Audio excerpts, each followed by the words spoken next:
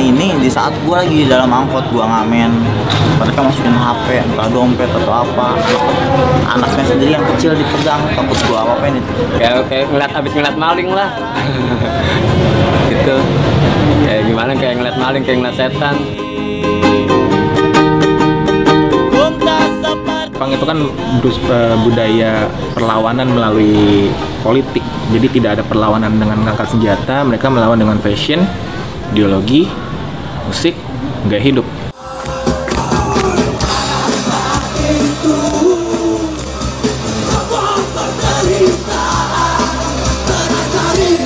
Jadi kalau kita ngeliat sejarah masuknya ada 3 gelombang tuh. Pertama, gelombang generasi pertama itu semacam kayak gelombang terbentuknya komunitas punk pertama gitu. Jadi yang gelombang kedua itu sebenarnya gelombang masuknya ide-ide nilai politik. Nah, gelombang ketiga itu sebenarnya proses internasionalisasi komunitas punk Jakarta ke seluruh dunia gitu.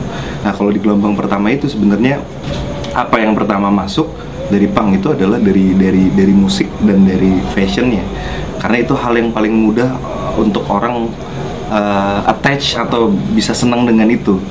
Nah, dari situ identitas orang menjadi punk tuh paling mudah lewat situ.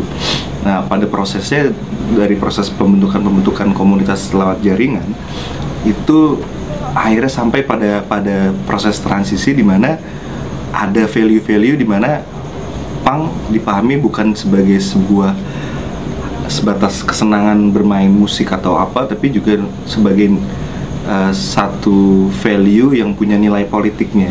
Nah, itu mulai berubah pada proses di gelombang kedua.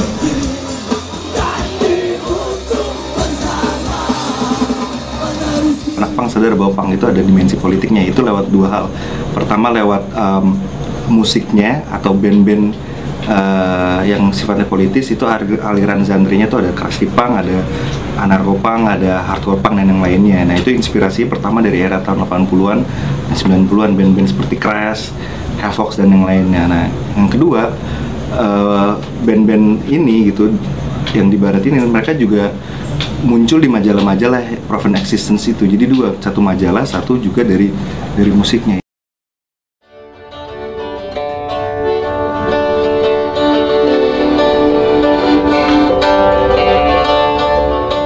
Di situ udah mulai ada satu kesadaran bahwa tadi di awal tuh bahwa kita baca Proven Existence nggak cuma ada di Jakarta atau cuma di Indonesia atau apa. Kita juga mulai kenal teman-teman yang ada di Bandung, ada yang di Malang, di Jawa segala macam. Nah, pada saat bersamaan kita juga mulai kenal teman-teman yang ada di misalnya di Malaysia atau Singapura.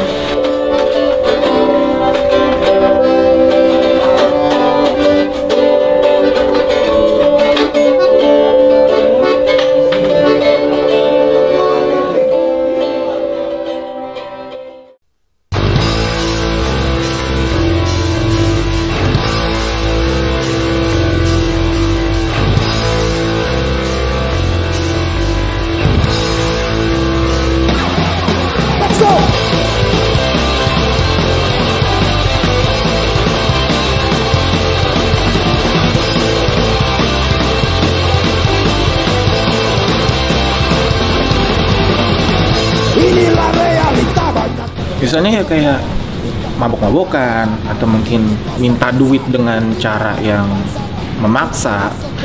Itu jadi suatu hal yang menakutkan, dan mungkin orang-orang yang dimintain duit itu dia tahu dari media, dari berita tentang begini loh tentang punk, serem.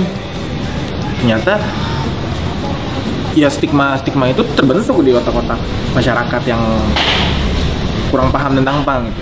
Punk yang masih awal itu, mereka kan itu lagi mencari-cari identitas. Nah, identitas mereka itu, mereka start dari cara berpikir mereka atau ideologi mereka itu adalah kebebasan untuk berkreasi, lakukan sendiri dengan cara apapun juga, ya kan. Baru Anda harus melawan semua yang dianggap oleh mereka sebagai penghalang-penghalang yang mengarah pada tidak produktivitas.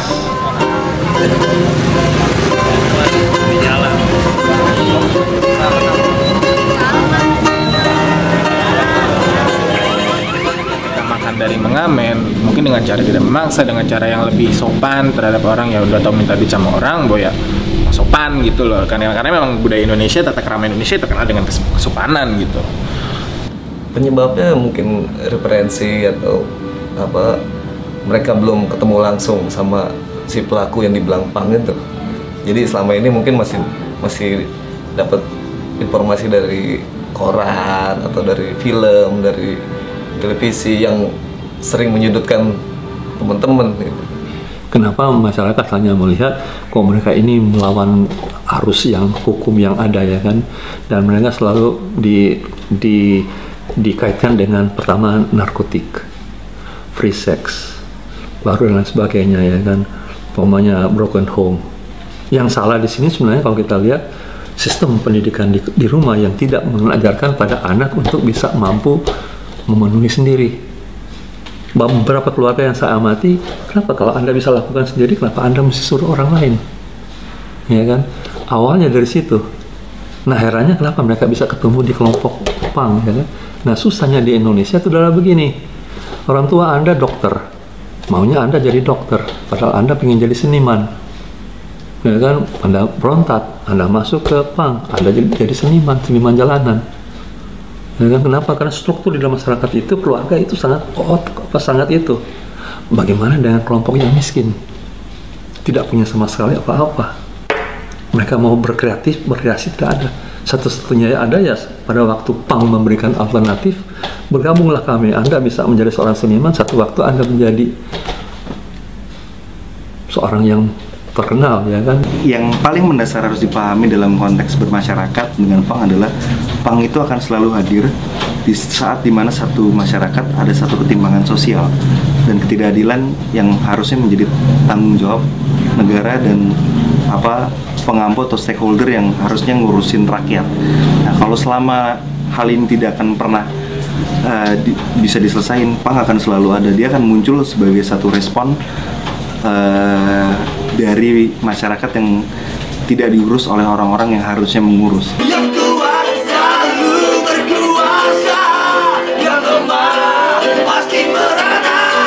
Maling-maling kecil dihakimi, maling-maling besar dilindungi.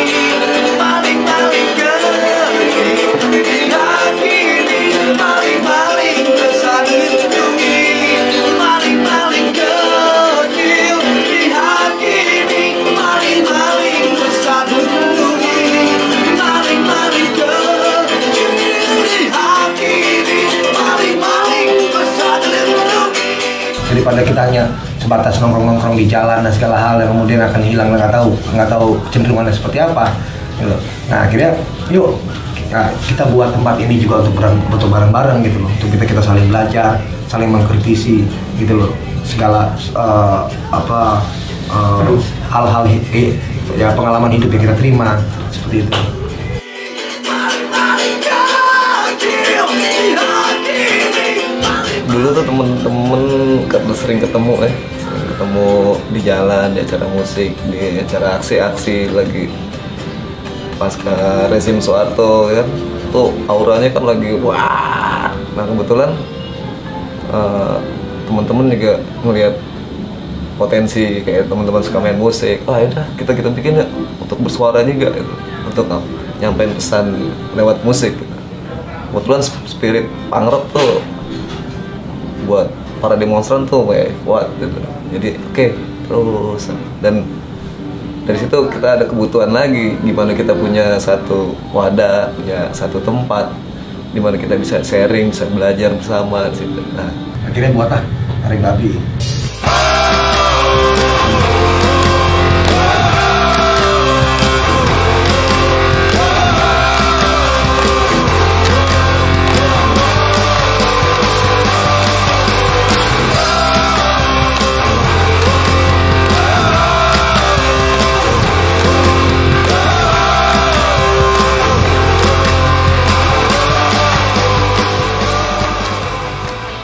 Juga marginal itu canggih, mereka tatoan, mereka gaya hidup, gaya berpakaian mereka udah pang, dengan ideologi mereka pang yang sudah lama mungkin dari awal keberadaan punk di Jakarta dan di Indonesia sendiri ya marginal udah merasakan asam garamnya sendiri.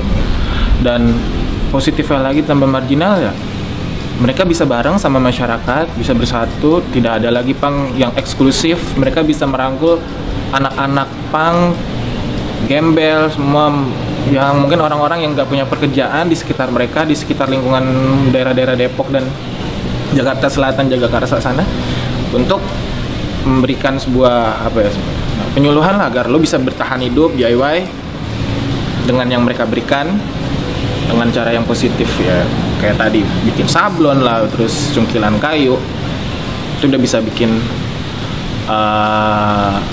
sedikit memberikan citra positif punk berubah di masyarakat. Yuk masuk dulu, karena kita nanti mulainya jam 1 malam. Honda dong. Oke. Ya, bentar lagi. Ya.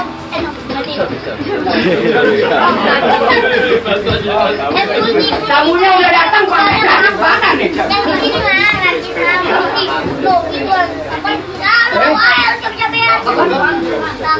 Mana omanya?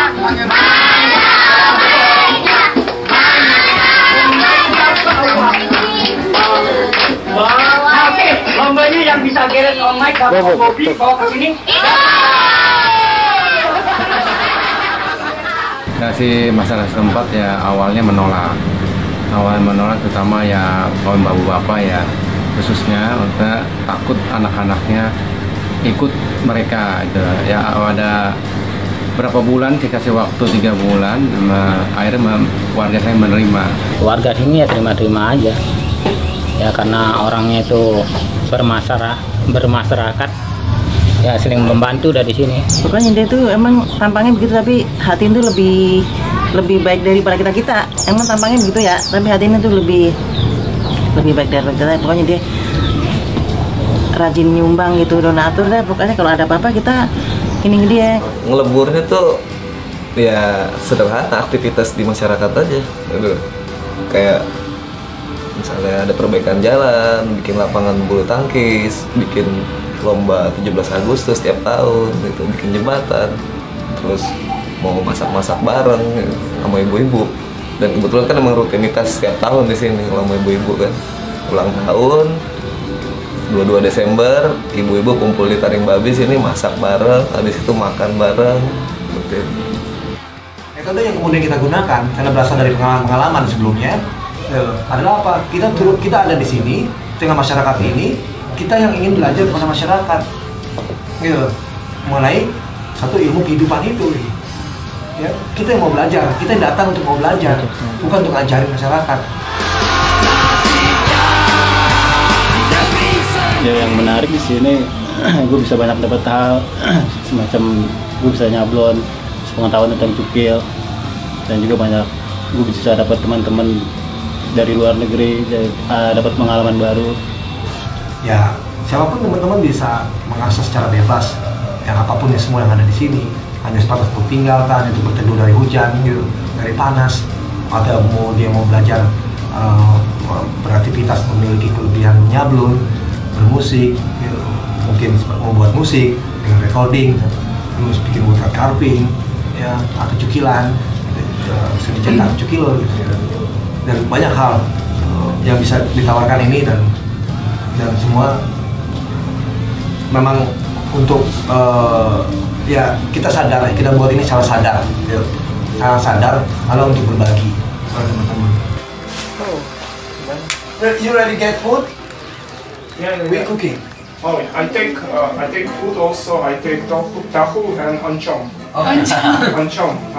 I never cooked it before. I tried somewhere, but yeah. So we make. Yeah, we can do it. Like it oncom. Mungkin karena faktor adanya media, kembali ke media kan, ada internet itu, mereka suka cek, mereka mau traveling, mereka mau jalan ke Asia, mereka cari informasi di situ. Dan kebetulan nih, sudah banyak teman-teman yang dari luar datang ke sini dan pulang ke sana mengkabarkan teman-temannya kalau mau ke Indonesia harus lo kesini deh gitu. Mampir deh ke Taring Babi atau ke Marginal kayak gitu. Dan menurut mereka selama ini kita berbeda gitu di sini.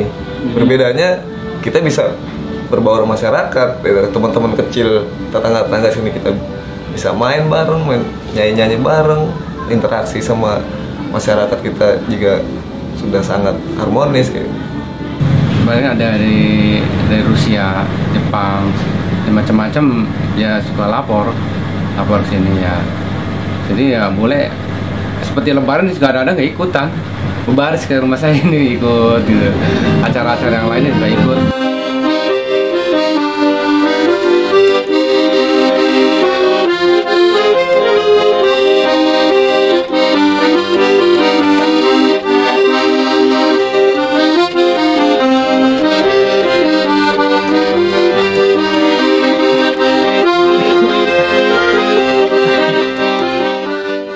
Sederhana ya masalah anti media itu ya. Sebenarnya wajar ya, pro kontra itu memang harus satu hal yang harus dibina kan, dikembangkan, terus dijaga dinamisasinya kan, agar terjadi satu proses pergerakan dan perubahan terus. Itu aja sih.